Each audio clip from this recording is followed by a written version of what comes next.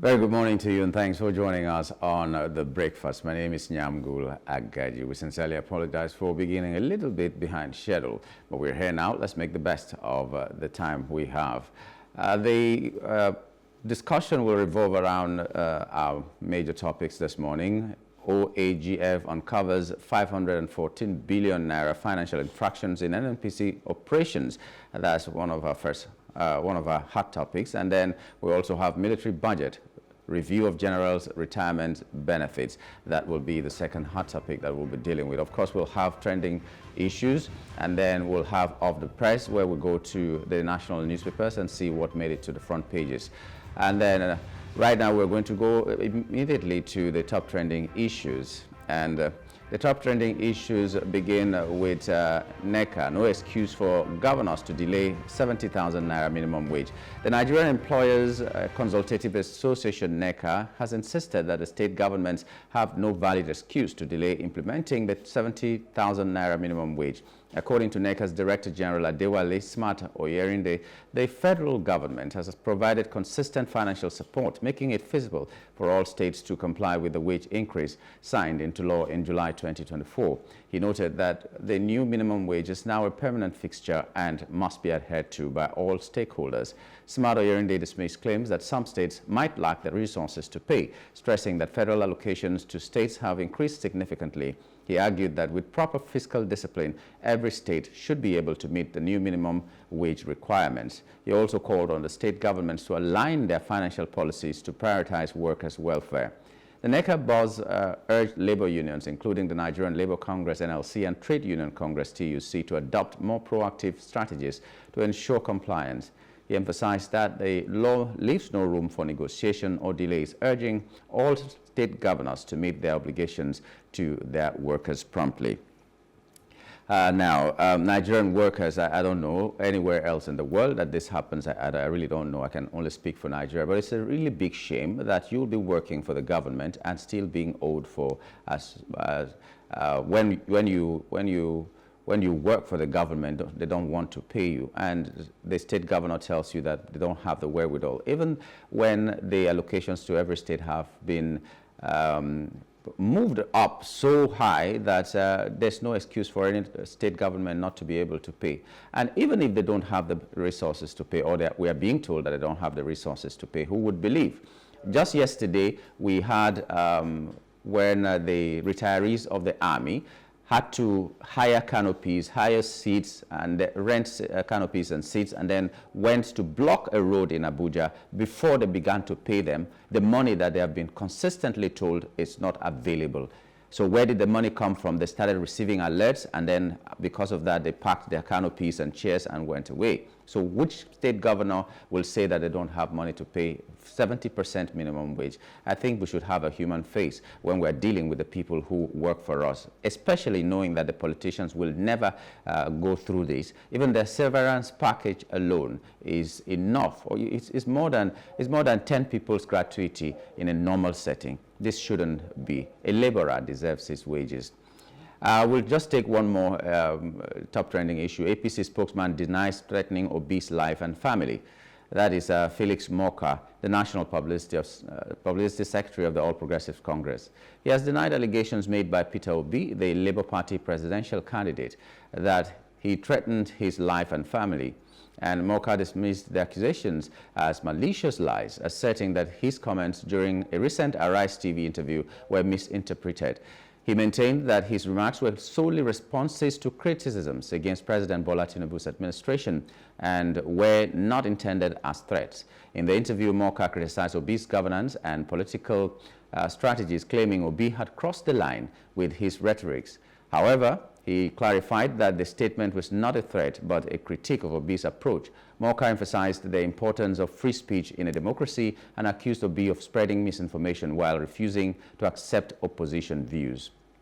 Moka reiterated that no part of his statements suggested harm to Obi or his family, stressing his commitment to civil discourse.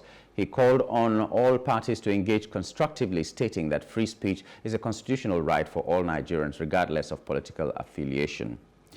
Okay, Moka, thank you for the clarification. But we've always said that every public servant, every person out there who people listen to should be mindful of what they say. Whether your intention were good or not, the statement made, every statement you make can be interpreted into in various ways, maybe 10 ways. It depends on who is listening to it. You did say that Peter Obi is getting what is coming to him. And I'm just trying to see if this rule were reversed. If Peter Obi granted an interview and said that President Bola Tinubu has crossed the line and he's going to get what is coming to him, by now he would have been arrested. That would have been a very good excuse for him to be arrested. And I don't know if this will be swept under the carpet and everybody will be made to believe that it was not meant to be a threat. I'm not trying to incite anybody, but be careful what you say if you are a public servant or if you are in the public eye. Mean what you say and let people understand you the way you want it understood. So select your words carefully. You did make a statement that he has crossed the line and that he's getting what is coming to him, and that he is not constructive in his criticisms and all that. Hey, people in government, it is a normal thing for people in the opposition or people who are not in government. I don't know if I can call everybody in opposition, but people who are not in government might see things and point them out. It doesn't matter whether they have stood election against you or not, but there are things that need to be looked at critically.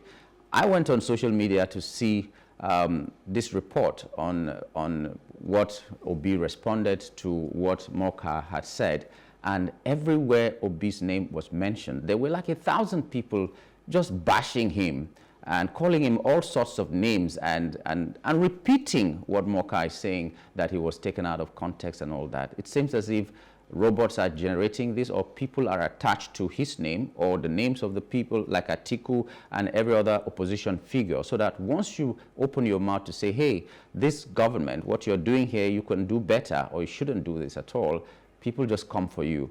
We cannot develop as a country like this if we cannot listen to dissenting voices and take what can be good enough and correct them.